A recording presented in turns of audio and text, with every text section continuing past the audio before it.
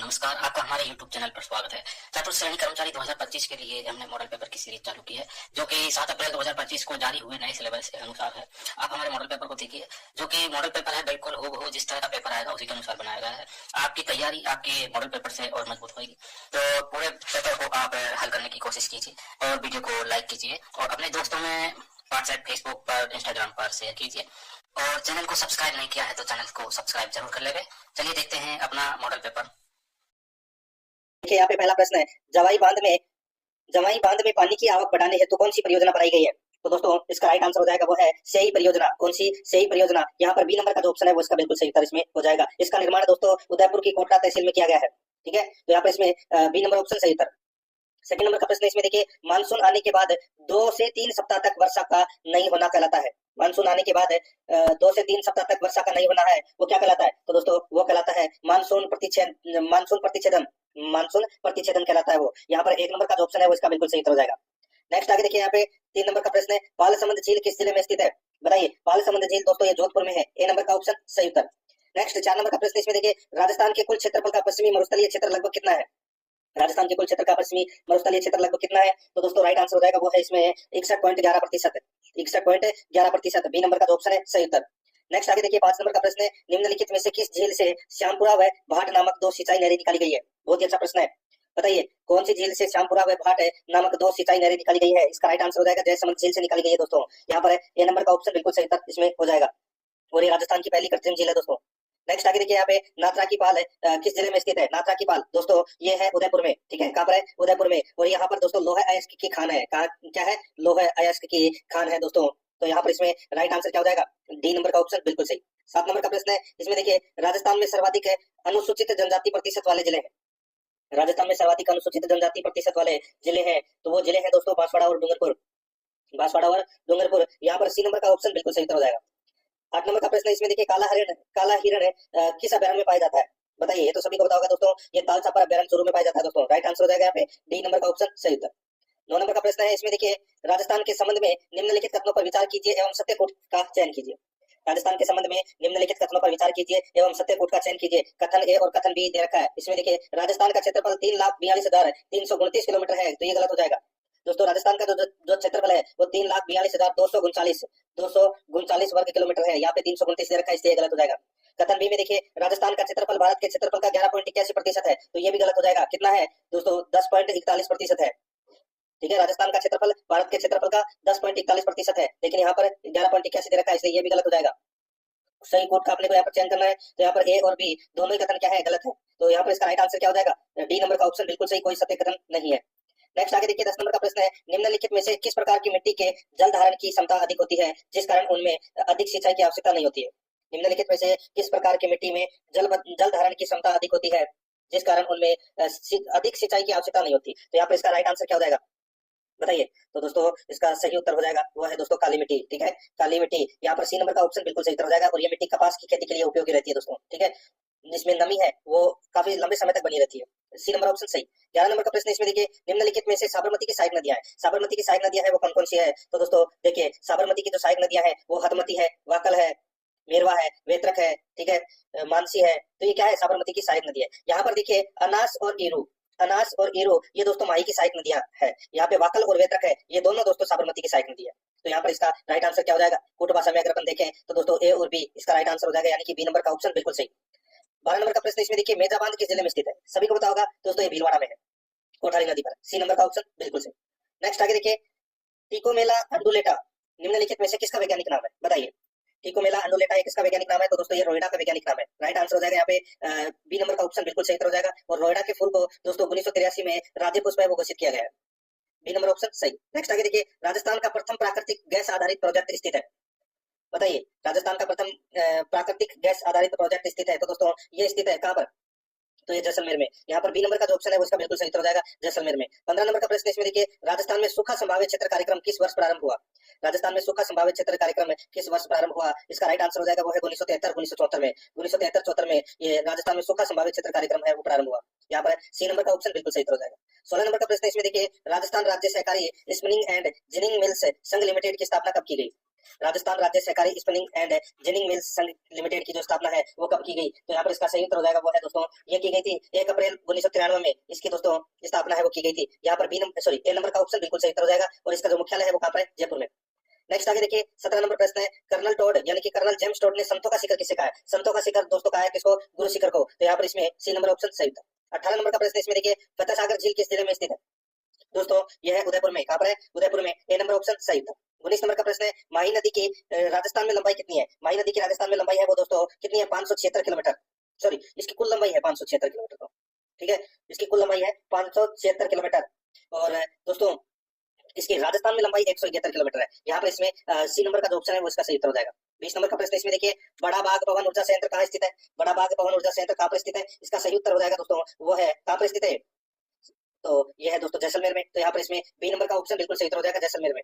अब दोस्तों भाग 2 के अंदर राजस्थान इतिहास एवं कला संस्कृति के अपन 20 प्रश्न है वो पढ़ेंगे सिलेबस के अकॉर्डिंग। यहाँ पर देखिए 21 नंबर प्रश्न है, निम्नलिखित में से उड़ना राजकुमार उपनाम से प्रसिद्ध है। उड़ना राजकुमार किसको कहते हैं?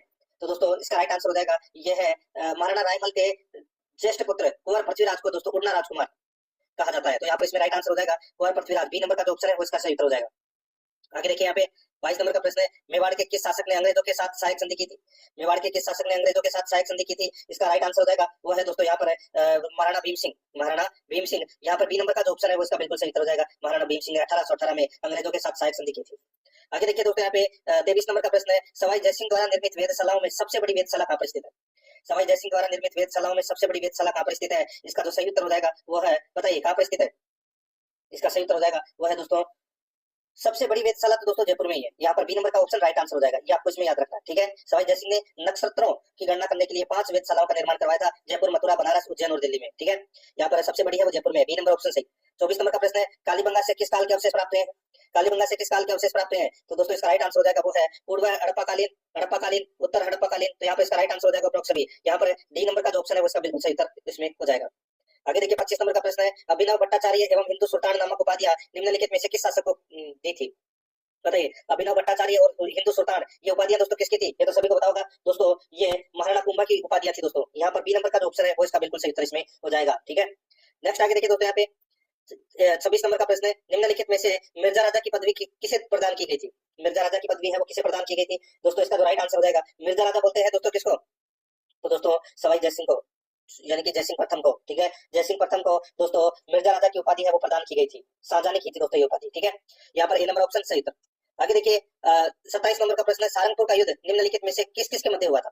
सारंगपुर का युद्ध है वो किस किस के मध्य हुआ था? राइट आंसर हो जाएगा दोस्तों, ये महाराणा कुंभा और मालवा के महमूद खिलजी के मध्य यह युद्ध हुआ था। कब हुआ था? 1437 ईस्वी में। और इस युद्ध में दोस्तों महाराणा कुंभा की क्या हुई थी? विजय हुई थी। तो महाराणा कुंभा व महमूद खिलजी के बीच में यह युद्ध हुआ था, कब? 1437 ईस्वी में।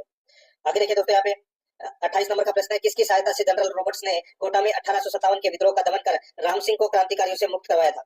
बताइए कौन आया था सहायता करने के लिए जब कोटा का जो शासक था राम सिंह द्वितीय, उनको दोस्तों नजरबंद कर दिया गया था, ठीक है। तो उनको छुड़ाने के लिए आया था करौली का शासक मदन पाल सिंह अपनी सेना लेकर। यहाँ पर सी नंबर का जो ऑप्शन है वो इसका बिल्कुल सही उत्तर हो जाएगा। आगे देखिए दोस्तों, यहाँ पे 29 नंबर का प्रश्न है, दूधवा खारा किसान आंदोलन के समय वहां के तत्कालीन जागीरदार कौन थे? तो दोस्तों तत्कालीन जागीरदार है वो कौन थे? इसका राइट आंसर हो जाएगा वो है ठाकुर सूरजमल सिंह, ठाकुर सूरजमल सिंह। यहाँ पर इसमें बी नंबर का ऑप्शन बिल्कुल सही उत्तर हो जाएगा। 30 नंबर का प्रश्न इसमें देखिए, राजस्थान सेवा संघ की स्थापना निम्नलिखित में से कहाँ पर की गई थी? बताइए दोस्तों, राजस्थान सेवा संघ की जो स्थापना है वो कहाँ पर की गई थी? तो ये 1919 में की गई थी दोस्तों, वर्धा महाराष्ट्र में। वर्धा महाराष्ट्र में स्थापना की गई थी दोस्तों 1919 में। सी नंबर का ऑप्शन सही था। 31 नंबर का प्रश्न है, चांदी के गोले दागने के लिए प्रसिद्ध दुर्ग है, तो वो दुर्ग है दोस्तों कौन सा? तो वो है चूरू के किले, चूरू का किला। तो यहाँ पे इसमें सी नंबर का जो ऑप्शन है वो इसका बिल्कुल सही उत्तर इसमें हो जाएगा। आगे देखिए दोस्तों, यहाँ पे 132 नंबर का प्रश्न है, किस मेले को शहरिया जनजाति का कुंभ कहा जाता है? शहरिया जनजाति का कुंभ दोस्तों ये कहा जाता है सीताबाड़ी के मेले को, और ये कहाँ पर है? 12 में। तो यहाँ पर इसका राइट आंसर क्या हो जाएगा? बी नंबर ऑप्शन बिल्कुल सही। नेक्स्ट आगे देखिए, यहाँ पे 33 नंबर का प्रश्न है, राजस्थान की वेशभूषा में निम्नलिखित में से कौन सी ओढ़नी विवाहित महिलाओं द्वारा नहीं ओढ़ी जाती है? राजस्थान की वेशभूषा में निम्नलिखित में से कौन सी ओढ़नी विवाहित महिलाओं द्वारा नहीं ओढ़ी जाती है? तो यहाँ पर इसका सही उत्तर हो जाएगा दोस्तों, वो है इसमें कौन सा? तो वो है दोस्तों ताराबाद की ओढ़नी है वो ओढ़ी जाती है, केरी बात की भी ओढ़ी जाती है, लेकिन पावली बात की ओढ़नी है ये विवाहित महिलाओं द्वारा नहीं ओढ़ी जाती, ठीक है। ये कुंवारी कन्याओं द्वारा ओढ़ी जाने वाली है ओढ़नी है, जिसे कटकी भी कहा जाता है। यहाँ पर इसमें बी नंबर का जो ऑप्शन है वो इसका बिल्कुल सही उत्तर हो जाएगा। आगे देखिए, निम्नलिखित में से जैसलमेर जिले से संबंधित मेला नहीं है। बताइए दोस्तों कौन सा मेला जैसलमेर जिले में नहीं पड़ता? तो दोस्तों यहाँ पर देखिए, मरु महोत्सव जैसलमेर में पड़ता है। चुंगी तीर्थ मेला चुंगी तीर्थ मेला भी दोस्तों ये जैसलमेर में पड़ता है। यहाँ पर देखिए दोस्तों चढ़नी चेरी मेला है, ये दोस्तों कहाँ पर पड़ता है, ये बीकानेर में पड़ता है दोस्तों। देशनोक बीकानेर में पड़ता है और रामदेवरा का मेला ये जैसलमेर में पड़ता है। तो यहाँ पर इसका सी नंबर का ऑप्शन बिल्कुल सही हो जाएगा। आगे देखिए 35 नंबर का प्रश्न है, निम्नलिखित में से असत्य कथन कौन सा है, निम्नलिखित में से असत्य कथन कौन सा है, तो वो देखिए दोस्तों यहाँ पे देखिए गोगा जी को जाहर पीर कहा जाता है, गोगा जी को दोस्तों जाहर पीर है वो कहा जाता है। तो दोस्तों ये तो सभी को पता होगा, ठीक है। ये पहला कथन है वो दोस्तों यहाँ पे क्या है, बिल्कुल है सत्य है, ठीक है। तो यहाँ पर है इसका पहला तो हो जाएगा सत्य। दूसरा देखिए दोस्तों यहाँ पे देखिए साचौर में गोगा जी का मंदिर है जिसे गोगा जी की ओल्डी कहा जाता है। तो दोस्तों ये भी बिल्कुल सही बात है, गोगा जी की ओल्डी कहा जाता है दोस्तों, ठीक है। आगे देखिए गोगा जी को लक्ष्मण का अवतार है वो माना जाता है, गोगा जी को दोस्तों लक्ष्मण का अवतार है वो माना जाता है। तो ये गलत हो जाएगा दोस्तों, गोगा जी को शेषनाग का अवतार है वो माना जाता है, ठीक है। शेषनाग का अवतार है वो माना जाता है गोगा जी को, ठीक है।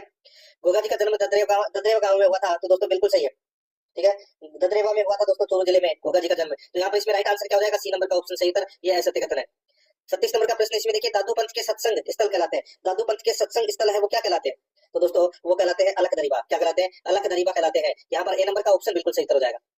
37 नंबर का प्रश्न इसमें देखिए राजस्थान का अंडमान किस दुर्ग को कहा जाता है, राजस्थान का अंडमान किस दुर्ग को कहा जाता है, तो दोस्तों इसका राइट आंसर हो जाएगा ये कहा जाता है सोनारगढ़ दुर्ग को, सोनारगढ़ दुर्ग को राजस्थान का अंडमान है वो कहा जाता है इसे। और ये राजस्थान का दूसरा सबसे बड़ा लिविंग फोर्ट है, पहला है चित्तौड़गढ़, दूसरा जैसलमेर है। तो यहाँ पर इसका सही उत्तर हो जाएगा डी नंबर ऑप्शन सही। आगे देखिए कठपुतली कला के लिए प्रसिद्ध स्थान है, कठपुतली कला के लिए प्रसिद्ध स्थान कौन सा है, तो वो है दोस्तों उदयपुर। यहाँ पर ए नंबर का ऑप्शन बिल्कुल सही उत्तर हो जाएगा उदयपुर। आगे देखिए 39 नंबर का प्रश्न है राजस्थान के एकमात्र ऐसे लोक देवता जिनकी मूर्ति न होकर काठ यानी कि लकड़ी का एकमात्र तोरण होता है, तो दोस्तों इसका राइट आंसर हो जाएगा वो है मामादेव। यहाँ पर सी नंबर का जो ऑप्शन है वो इसका बिल्कुल सही उत्तर हो जाएगा मामादेव। 40 नंबर का प्रश्न इसमें देखिए राजस्थान में तेरापंथ जैन संप्रदाय की स्थापना की थी, राजस्थान में तेरापंथ जैन संप्रदाय की स्थापना है वो किसने की थी, दोस्तों इसका राइट आंसर हो जाएगा ये स्थापना की थी दोस्तों किसने, तो ये आचार्य श्री तुलसी ने। तेरापंथ की दोस्तों देखिए राजस्थान में तेरापंथ की जो स्थापना है, ठीक है, ये दोस्तों आचार्य भिक्षु स्वामी के द्वारा की गई थी, आचार्य भिक्षु स्वामी के द्वारा, ठीक है। यहाँ पर इसमें ए नंबर का जो ऑप्शन है वो इसका बिल्कुल सही उत्तर इसमें हो जाएगा। अब दोस्तों यहाँ पे भाग 3 के अंदर अपन भारतीय संविधान के 5 प्रश्न है वो पढ़ेंगे। देखिए आप प्ले लिस्ट में जाओगे तो वहां पे आपको एक फोल्डर मिलेगा, भारतीय राज्य व्यवस्था एवं राजस्थान राज्य व्यवस्था चतुर्थ श्रेणी कर्मचारी के नाम से। तो करीबन दोस्तों 7-8 टॉपिक दे रखे हैं सिलेबस में, ठीक है। उन टॉपिक के मैंने आपको वहां पर ऑब्जेक्टिव क्वेश्चन करवा दिए हैं। तो आप प्ले लिस्ट में जाइए तो वहां पे आपको अलग अलग फोल्डर भी मिल जाएंगे अन्य सब्जेक्ट के भी, जैसे कि सामान्य विज्ञान चतुर्थ श्रेणी कर्मचारी, कंप्यूटर चतुर्थ श्रेणी कर्मचारी, ठीक है, राजस्थान इतिहास एवं कला संस्कृति चतुर्थ श्रेणी कर्मचारी, इस नाम से दोस्तों राजस्थान भूगोल चतुर्थ श्रेणी कर्मचारी, इस नाम से आपको अलग अलग फोल्डर मिल जाएंगे। तो आप वहां जाकर सिलेबस के अकॉर्डिंग है वो ऑब्जेक्टिव क्वेश्चन जरूर देखें, वहां पे सिलेबस के अकॉर्डिंग ही ऑब्जेक्टिव क्वेश्चन करवाए गए हैं सब्जेक्ट वाइज। नंबर का प्रश्न है भारतीय संविधान की आधारभूत संरचना में संशोधन नहीं कर सकते हैं ऐसा प्रावधान कौन से वाद में किया गया है, तो दोस्तों ये किया गया है केशवानंद भारती मामले में। यहाँ पर बी नंबर का जो ऑप्शन है वो इसका बिल्कुल सही उत्तर इसमें हो जाएगा केशवानंद भारती मामले में, बी नंबर ऑप्शन सही। 42 नंबर का प्रश्न इसमें देखिए केंद्र द्वारा राज्यपाल की नियुक्ति किस देश से लिया गया है, केंद्र द्वारा राज्यपाल की नियुक्ति किस देश से लिया गया है, तो दोस्तों इसका राइट आंसर हो जाएगा वो है इसमें कनाडा से। यहाँ पर बी नंबर का जो ऑप्शन है वो इसका बिल्कुल सही उत्तर हो जाएगा कनाडा से। कनाडा से दोस्तों केंद्र द्वारा राज्यपाल की नियुक्ति और अवशिष्ट विषय लिए गए हैं, बी नंबर ऑप्शन सही। 43 नंबर का प्रश्न इसमें देखिए 100वें संविधान संशोधन के द्वारा भारत के किन किन राज्यों की सीमा में परिवर्तन किया गया, 100वें संविधान संशोधन के द्वारा भारत में किन किन राज्यों की सीमा में परिवर्तन किया गया है, इसका जो राइट आंसर हो जाएगा वो है दोस्तों इसमें पश्चिम बंगाल त्रिपुरा मेघालय असम, पश्चिम बंगाल त्रिपुरा मेघालय असम। यहाँ पर बी नंबर का जो ऑप्शन है वो इसका बिल्कुल सही उत्तर इसमें हो जाएगा, ये आपको इसमें याद रखना है, ठीक है। आगे देखिए दोस्तों यहाँ पे 44 नंबर का प्रश्न है राजस्थान के पंचम वित्त आयोग की अध्यक्ष है वो कौन थी, बताइए राजस्थान के पंचम वित्त आयोग के जो अध्यक्ष थे वो थे दोस्तों ज्योति किरण, ठीक है। यहाँ पर सी नंबर का जो ऑप्शन है वो इसका बिल्कुल सही उत्तर इसमें हो जाएगा। इनका कार्यकाल 2015 से 2020 तक था। आगे देखिए राजस्थान में चतुर्थ राष्ट्रपति शासन कब लागू हुआ, तो दोस्तों चतुर्थ राष्ट्रपति शासन है ये दोस्तों 1992 में लगा था ये, ठीक है। यहाँ पर सी नंबर का जो ऑप्शन है वो इसका बिल्कुल सही उत्तर हो जाएगा। आगे देखिए यहाँ पे अब अपन राजस्थान पॉलिटी के 5 प्रश्न पढ़ेंगे। देखिए 46 नंबर का प्रश्न है, इसमें देखिए राजस्थान मंत्री परिषद में अधिकतम सदस्य संख्या कितनी हो सकती है, राजस्थान मंत्री परिषद में अधिकतम सदस्य संख्या कितनी हो सकती है, राइट आंसर हो जाएगा 15%, यानी कि 200 का 15% कितना होता है 30, तो इसका राइट आंसर हो जाएगा ए नंबर ऑप्शन बिल्कुल सही। आगे देखिए भारतीय संविधान के किस अनुच्छेद के अंतर्गत राज्यपाल किसी विधेयक को राष्ट्रपति हेतु सुरक्षित रख सकता है, तो दोस्तों वो है अनुच्छेद 201 के तहत विधेयक को राष्ट्रपति हेतु सुरक्षित रख सकता है, ए नंबर ऑप्शन सही। आगे देखिए राज्य के मुख्य सूचना आयुक्त की पदावधि कितने वर्ष है, मुख्य सूचना आयुक्त की जो पदावधि है वो दोस्तों कितने वर्ष है, तो 5 वर्ष है या 65 वर्ष के दोनों में से जो भी पहले हो।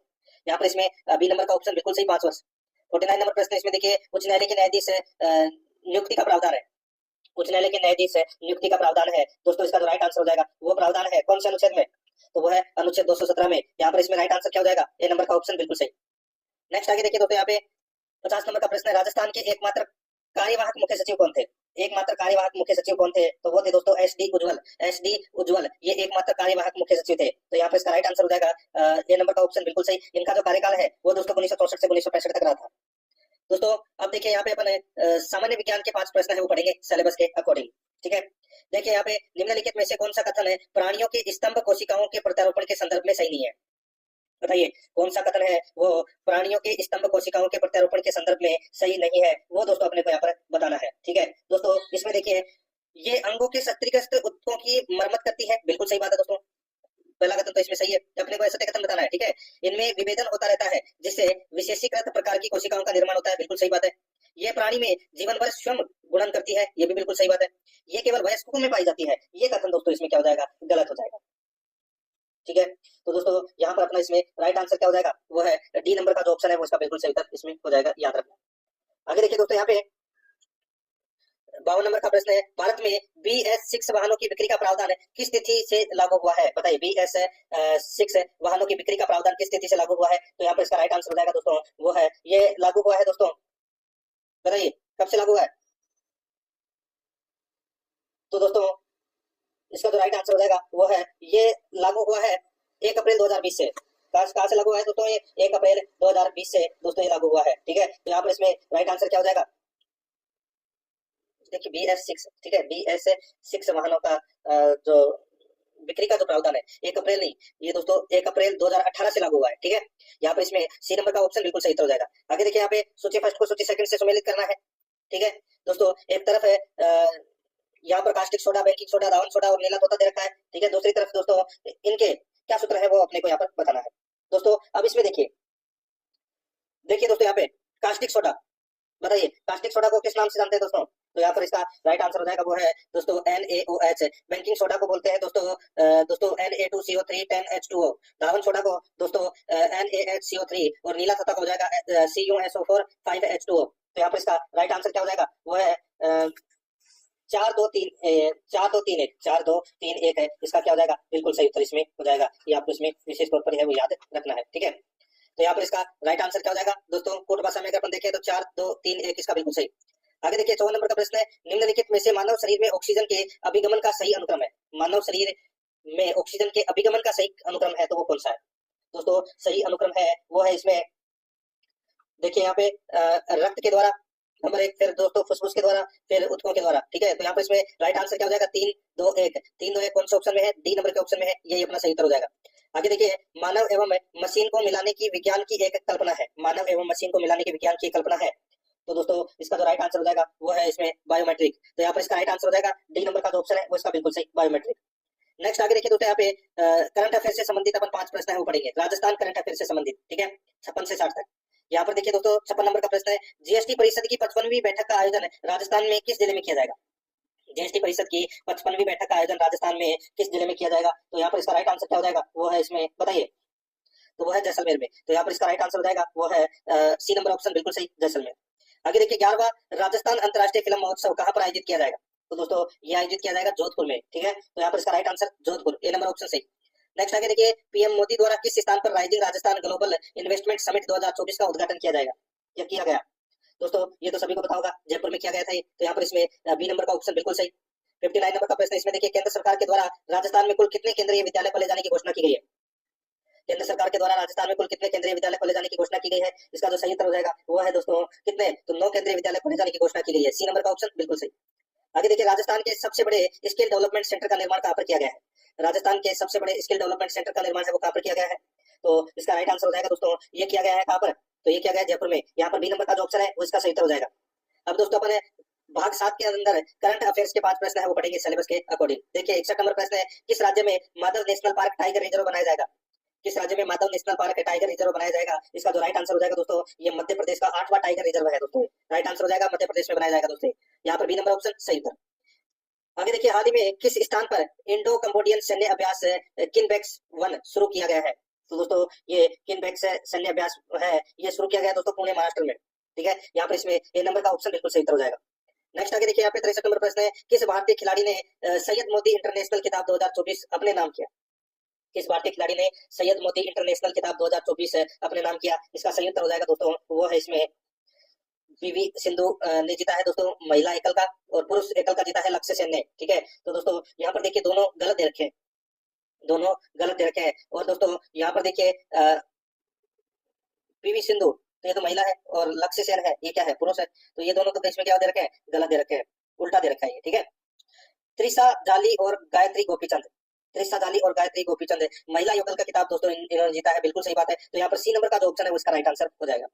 आगे देखिए 64 नंबर का प्रश्न, हाल ही में किसे इंटरनेशनल क्रिकेट काउंसिल यानी आईसीसी का चेयरमैन नियुक्त किया गया है। आईसीसी का चेयरमैन नियुक्त किया गया है दोस्तों किसे, तो जय शाह को। यहाँ पर डी नंबर का जो ऑप्शन है वो इसका बिल्कुल सही उत्तर हो जाएगा, जय शाह को। नेक्स्ट आगे देखिए 2 दिसंबर से भारत और मलेशिया के कौन से संयुक्त सैन्य अभ्यास का आयोजन किया गया है, बताइए दोस्तों। 2 दिसंबर से भारत और मलेशिया के कौन से संयुक्त सैन्य अभ्यास का आयोजन किया गया है, तो यहाँ पर इसका राइट आंसर हो जाएगा दोस्तों, उसका नाम है दोस्तों, क्या नाम है उसका, देखिए चौथा ऑप्शन और दिखा देता हूँ। तो दोस्तों इसका राइट आंसर हो जाएगा हरिमाऊ शक्ति, हरिमाऊ शक्ति इसका चौथा संस्करण है वो आयोजित किया गया है। यहाँ पर डी नंबर ऑप्शन बिल्कुल सही। अब दोस्तों पर यहाँ पे 5 प्रश्न है वो कंप्यूटर से संबंधित पढ़ेंगे सिलेबस के अकॉर्डिंग।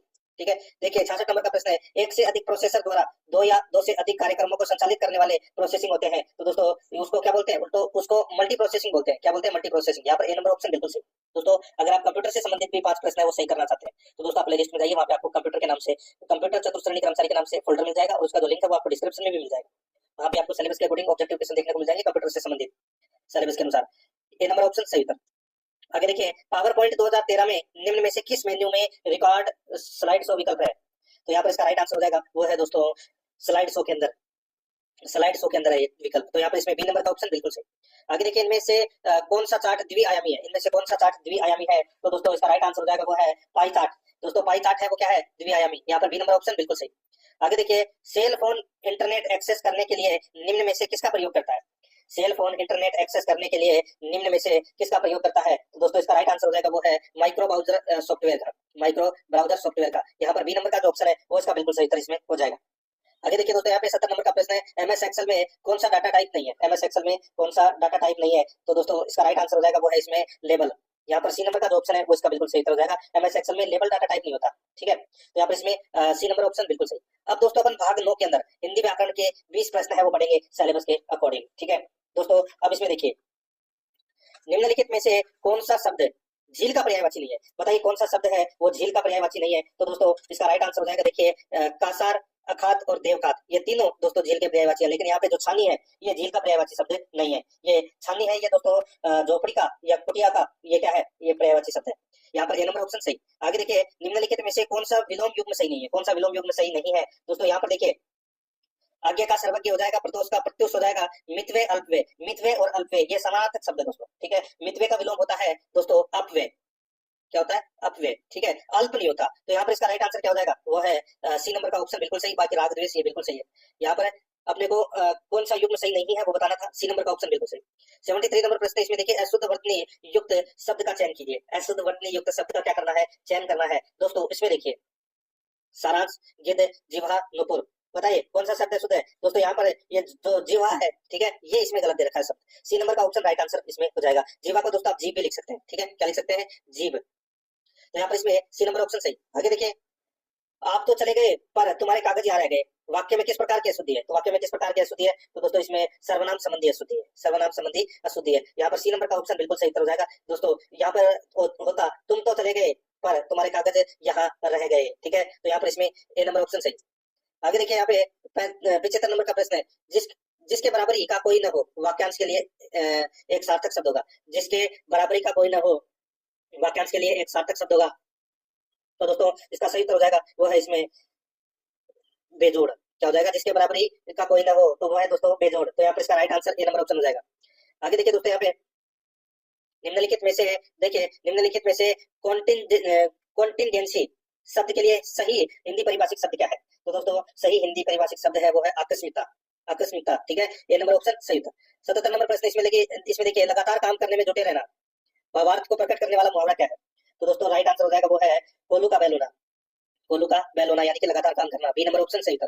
आगे देखिए निरीक्षक शब्द में कौन सा उपसर्ग है, निरीक्षक शब्द में कौन सा उपसर्ग है, तो दोस्तों इसमें निरुपसर्ग है, कौन सा निरुपसर्ग, यहाँ पर डी नंबर का ऑप्शन बिल्कुल सही निरुपसर्ग। आगे देखिए 79 नंबर का प्रश्न है, उसके प्राण पखेरु उड़ गए, इस वाक्य में पखेरु शब्द किसका पर्यायवाची है, पखेरु शब्द किसका पर्यायवाची है, तो दोस्तों इसका राइट आंसर हो जाएगा ये पक्षी का पर्यायवाची है दोस्तों, ए नंबर ऑप्शन सही उत्तर। आगे देखिए बाल्टी में कुछ है, वाक्य में कौन सा सर्वनाम है? बाल्टी में कुछ है, वाक्य में कौन सा सर्वनाम है? तो दोस्तों इसका राइट आंसर हो जाएगा इसमें अनिश्चयवाचक सर्वनाम है दोस्तों। यहाँ पे कुछ आ गया ना, ठीक है, कुछ क्या है? अनिश्चयवाचक सर्वनाम है। यहाँ पर बी नंबर ऑप्शन बिल्कुल सही। आगे देखिए 81 नंबर का प्रश्न है, ऐसा लड़का तो देखा नहीं, वाक्य में प्रयुक्त विशेषण का कौन सा रूप है? ऐसा लड़का तो देखा नहीं, वाक्य में प्रयुक्त विशेषण का कौन सा रूप है? तो दोस्तों इसका राइट आंसर हो जाएगा वो है सार्वनामिक विशेषण। यहाँ पर बी नंबर का जो ऑप्शन है वो इसका बिल्कुल सही उत्तर हो जाएगा, सार्वनामिक विशेषण। आगे देखिए 82 नंबर का प्रश्न है, निम्नलिखित में से गलत संधि विच्छेद का विकल्प किसमें है? गलत संधि विच्छेद का विकल्प है वो दोस्तों किसमें है? इसका जो राइट आंसर हो जाएगा वो है दोस्तों इसमें, किसमें बताइए दोस्तों? यहाँ पर देखिए जन प्लस अर्दन जनार्दन बिल्कुल सही है, भय प्लस आकुल भयाकुल ये भी बिल्कुल सही है। यहाँ पे देखिए सु प्लस अधीन स्वाधीन, तो दोस्तों ये गलत हो जाएगा। यहाँ पर दोस्तों सौ प्लस अधीन होगा, ठीक है, तो यहाँ पर इसमें दीर्घ संधि का क्या हो जाएगा? प्रयोग हो जाएगा, सॉरी इसमें देखिए स्वाधीन ये भी सही है। देखिए यह रह के आगे अगर आधा कटा हुआ अक्षर आता है तो दोस्तों इसके अंदर कौन सी संधि हो जाएगी? तो दोस्तों यण संधि का नियम है, यह रह के आगे आधा कटा हुआ अक्षर आ रहा है, तो दोस्तों इसमें देखिए स्वाधीन के अंदर यह रह के आगे अगर आधा कटा हुआ अक्षर आ रहा है तो दोस्तों यहाँ पर सु प्लस अधीन हो जाएगा, ठीक है, स्वाधीन बिल्कुल सही है। भू प्लस उदर्व भूदर्व, तो दोस्तों ये भी बिल्कुल सही है। यहाँ पे भी दोस्तों यण संधि का प्रयोग हो रहा है। यहाँ पे जन प्लस अर्दन जनार्दन, तो दोस्तों यहाँ पर है इसका राइट आंसर क्या हो जाएगा? वो है दोस्तों इसमें भय प्लस आकुल भयाकुल, इसमें सारे सही है दोस्तों, इसमें सारे ही क्या है? सही है, ठीक है। आगे देखिए दोस्तों यहाँ पे 83 नंबर का प्रश्न है, देखिए निम्नलिखित में से असंगत विकल्प कौन सा है? असंगत विकल्प है वो कौन सा है? दोस्तों यहाँ पे इसका राइट आंसर हो जाएगा, देखिए असंगत विकल्प बताना है, स्वातंत्र्य प्लस उत्तर स्वातंत्र्य उत्तर, भानु प्लस उदय भानुदय, चरम प्लस उत्कृष्ट चरमोत्कृष्ट, तो दोस्तों और यहाँ पर देखिए चरम प्लस उत्कृष्ट, ठीक है, तो यहाँ पर इसका तो राइट आंसर हो जाएगा दोस्तों, देखिए आधा में दिख रहा है ना ये हलंत लगा हुआ ये गलत दे रखा है, यहाँ पर सी नंबर का ऑप्शन राइट आंसर हो जाएगा इसमें। आगे देखिए दोस्तों यहाँ पे दिवालिया शब्द में मूल शब्द एवं उपसर्ग कौन से प्रयुक्त हुए हैं? तो दोस्तों दिवालिया में दोस्तों दिवाली है वो क्या है? मूल शब्द है यानी कि धातु है, और या क्या है? इसमें पढ़ते हैं, तो इसमें राइट आंसर क्या हो जाएगा? दिवाली प्लस या। यहाँ पर इसमें सी नंबर ऑप्शन सही उत्तर। 85 नंबर प्रश्न है, आ उपसर्ग का प्रयोग किस अर्थ में होता है? आ उपसर्ग का प्रयोग कौन से अर्थ में होता है? तो दोस्तों वो है आ उपसर्ग यानी कि दोस्तों तक, इधर से इधर और से, ठीक है, इसके अर्थ में होता है दोस्तों। यहाँ पर इसमें बी नंबर का ऑप्शन बिल्कुल सही, जैसे कि आगमन होता है। आगे देखिए दोस्तों यहाँ पे निम्नलिखित में से कलिका का पर्यायवाची शब्द किस विकल्प में नहीं है? कलिका का पर्यायवाची यानी कि कलिका का समानार्थक शब्द कौन सा नहीं है? समानार्थक शब्द पर्यायवाची में सेम ही है दोस्तों। यहाँ पर देखिए अंकुर होता है, अखुआ होता है, कोपल होता है, लेकिन पराग नहीं होता दोस्तों। पराग है ये पुष्पराज कुसुमराज, इनका पर्यायवाची है दोस्तों। सी नंबर ऑप्शन सही था। 87 नंबर प्रश्न है, एकाग्र शब्द का निम्नलिखित में से कौन सा शब्द विलोम होगा? एकाग्र का हो जाएगा दोस्तों क्या हो जाएगा? चंचल। यहाँ पर ए नंबर का ऑप्शन बिल्कुल सही हो जाएगा, चंचल। आगे देखिए पत्थर को गढ़ने वाला औजार वाक्यांश के लिए एक सार्थक शब्द होगा। पत्थर को गढ़ने वाला औजार वाक्यांश के लिए एक सार्थक शब्द होगा दोस्तों। इसका जो राइट आंसर हो जाएगा वो है इसमें कौन सा? तो वो है दोस्तों सैनी। यहाँ पर डी नंबर का जो ऑप्शन है वो इसका बिल्कुल सही हो जाएगा, सैनी। आगे देखिए यहाँ पे ग्रांट अंग्रेजी शब्द का हिंदी परिभाषित शब्द होगा। ग्रांट अंग्रेजी शब्द का हिंदी परिभाषित शब्द होगा। इसका जो राइट आंसर हो जाएगा वो है अनुदान। यहाँ पर बी नंबर का जो ऑप्शन है वो इसका बिल्कुल सही हो जाएगा, अनुदान। नेक्स्ट आगे देखिए यहाँ पे 90 नंबर का प्रश्न है, किसी पद पर नियुक्ति प्राप्त करने हेतु लिखे गए पत्र का प्रारूप होता है। किसी पद पर नियुक्ति प्राप्त करने हेतु लिखे गए पत्र का प्रारूप होता है, तो वो होता है दोस्तों इसमें आवेदन पत्र। कौन सा? आवेदन पत्र। यहाँ पर ए नंबर का जो ऑप्शन है वो इसका बिल्कुल सही हो जाएगा, आवेदन पत्र। आगे देखिए अब अपन दोस्तों भाग 10 के अंदर इंग्लिश ग्रामर के 15 प्रश्न है वो पढ़ेंगे सिलेबस के अकॉर्डिंग, ठीक है। यहाँ पे देखिए सेलेक्ट द राइट टेंस, बताइए अपने को सही टेंस का प्रयोग करते हुए खालिस्तान भरना है। देखिए दोस्तों यहाँ पे by next month I here for 5 years, तो दोस्तों बताइए, तो यहाँ पर इसका जो राइट आंसर हो जाएगा वो है इसमें दोस्तों देखिए फ्यूचर परफेक्ट टेंस का दोस्तों इसमें क्या हुआ है? प्रयोग हुआ है। तो यहाँ पर इसका राइट आंसर हो जाएगा will have worked here for 5 years by next month, ठीक है। तो यहाँ पर इसमें यानी कि मुझे अगले महीने है वो दोस्तों पूरे 5 साल हो जाएंगे यहाँ पर काम करते हुए, तो यहाँ पर इसका राइट आंसर हो जाएगा विल हैव वर्कड। यहाँ पर बी नंबर का ऑप्शन बिल्कुल सही।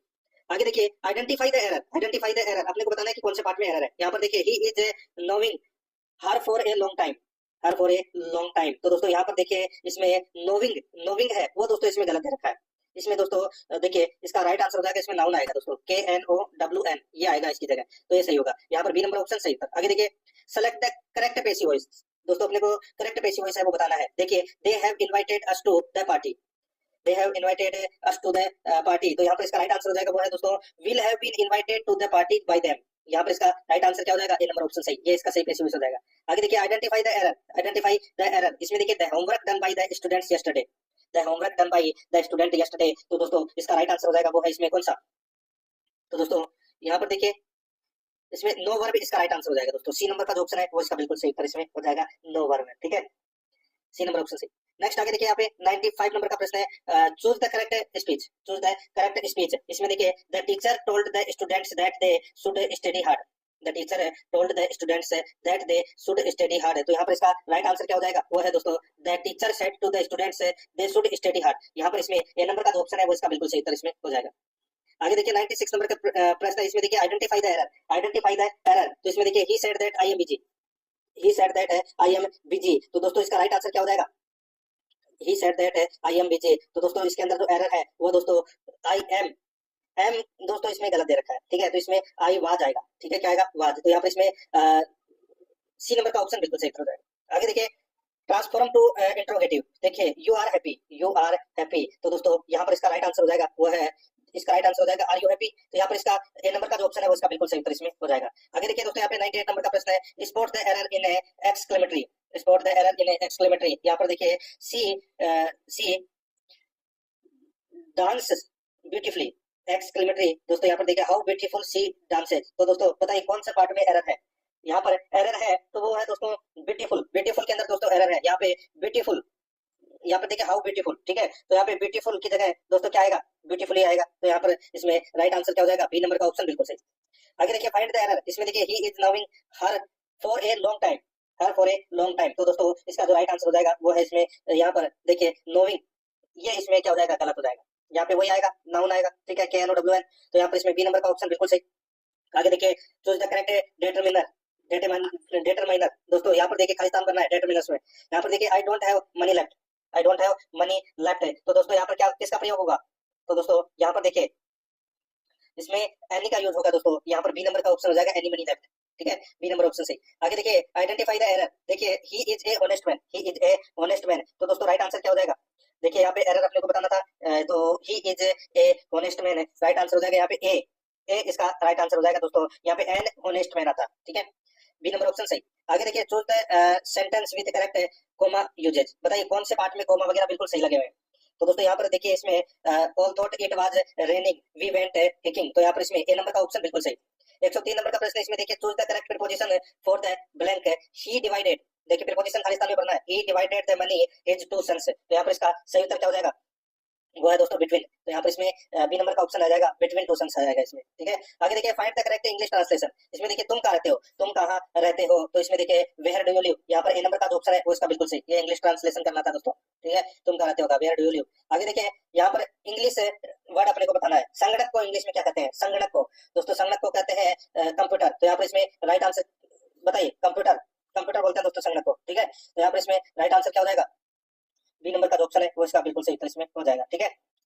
आगे देखिए दोस्तों अपन यहाँ पे गणित से संबंधित 15 प्रश्न है वो पढ़ेंगे।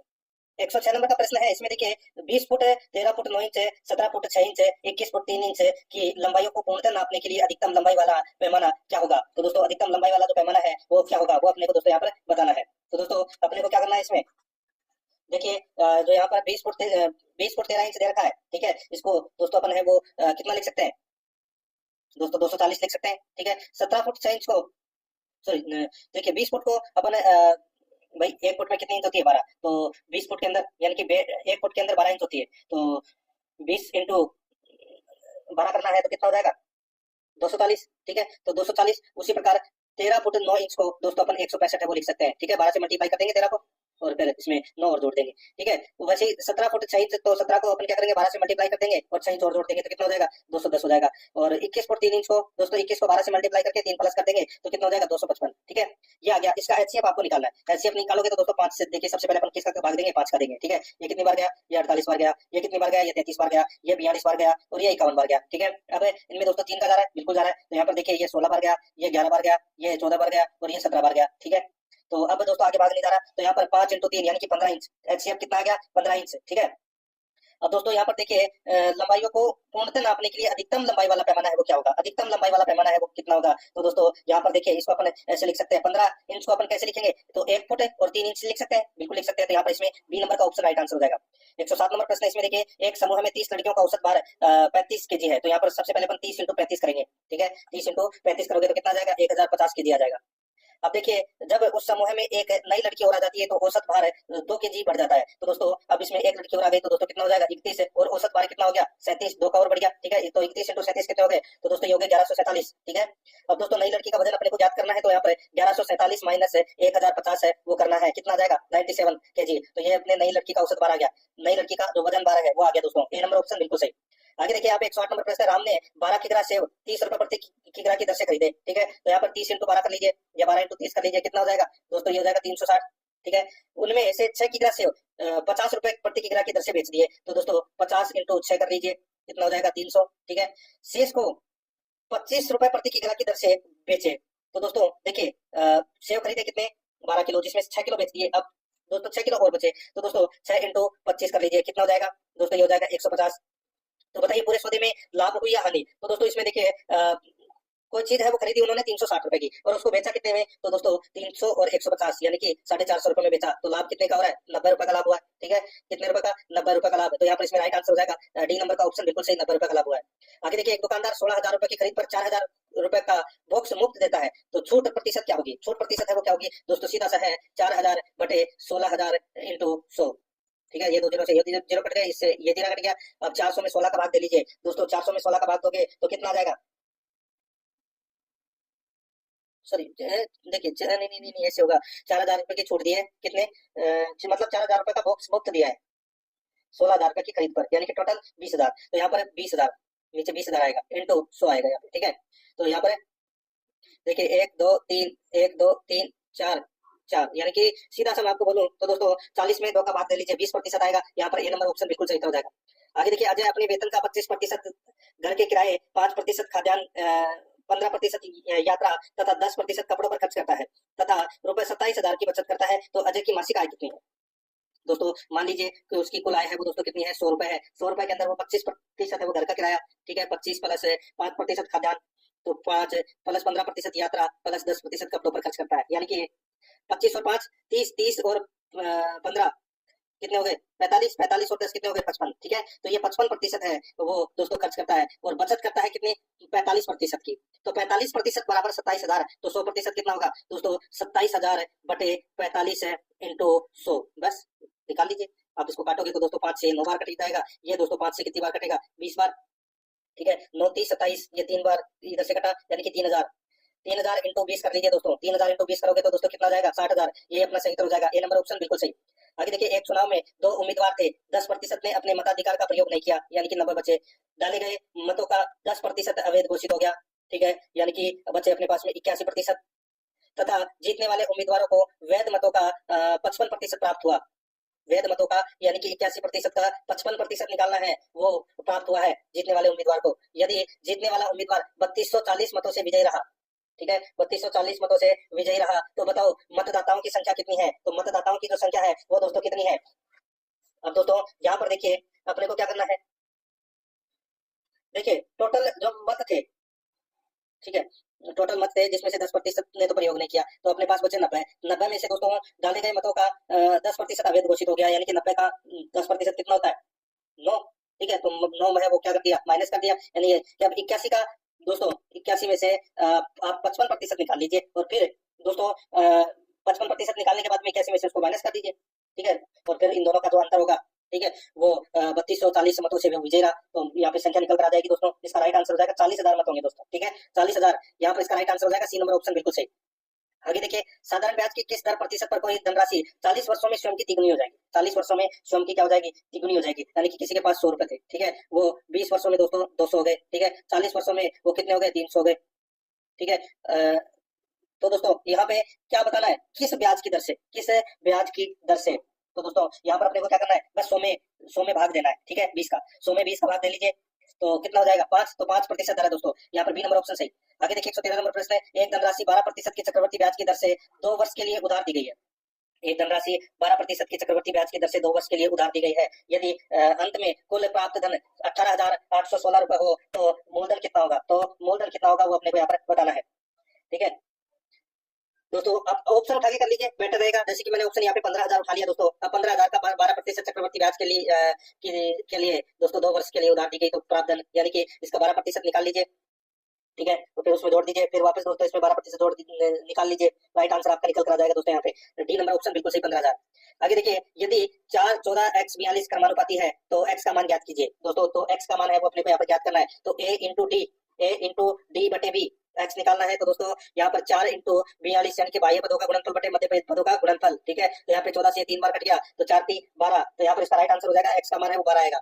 नेक्स्ट आगे देखिए, यहाँ पे किरण संयोग और किशोर ने एक व्यवसाय 4,700 रुपए में आरंभ किया। किरण ने संयोग से 5500 रुपए अधिक लगाए। किरण ने संयोग से 5500 रुपए अधिक लगाए और संयोग ने किशोर से 30,000 सॉरी संयोग ने किरण ने संयोग से 500 रुपए अधिक लगाए और संयोग ने किशोर से 300 रुपए अधिक लगाए। यदि लाभ 1410 रुपए हो तो किरण का लाभ कितना अंश मिलेगा, यानी कि किरण को कितना लाभ अंश मिलेगा। इसमें दोस्तों देखिए, माना कि किशोर ने दोस्तों 100 रुपए लगाए तो संयोग ने व्यवसाय में लगाए दोस्तों x प्लस 300 और किरण ने व्यवसाय में लगाए दोस्तों x प्लस 300 प्लस 500, ठीक है। यानी कि कितना हो जाएगा, x प्लस 800। बस इस इक्वेशन को रख दो, राइट आंसर आपके पास में आ जाएगा दोस्तों कितना, तो 600 रुपए आएगा दोस्तों। यहाँ पर डी नंबर का ऑप्शन बिल्कुल सही। बाकी ये जो प्रश्नावली है ये दोस्तों मैं आपको अलग से करवा दूंगा। 116 नंबर का प्रश्न इसमें देखिए, a प्लस बी किसी काम को 12 दिन में कर सकते हैं, b प्लस सी इसी काम को 16 दिन में कर सकते हैं। a 5 दिन काम करके चला गया, b 7 दिन काम करके चला गया, बचा हुआ काम c ने 13 दिन में पूरा कर दिया। तो a b c अलग अलग इस काम को कितना दिन में पूरा कर सकते हैं। तो दोस्तों यहाँ पर देखिए, a प्लस बी है वो 12, ठीक है, और b प्लस सी है वो 16, तो इनका HCF निकलेगा तो कितना आ जाएगा, 48। तो 12 चौका 48, एक का 4 काम आ जाएगा और एक का आ जाएगा दोस्तों 16 48, एक का 3, एक का 4 आ जाएगा तो एक का 3 आ जाएगा, ठीक है। इसको ऐसे निकाल लेना। तो यहाँ पर दोस्तों मैं आपको सही उत्तर बता देता हूँ, 24 दिन इसका राइट आंसर हो जाएगा, ठीक है। याद कर लेना इस प्रश्न को।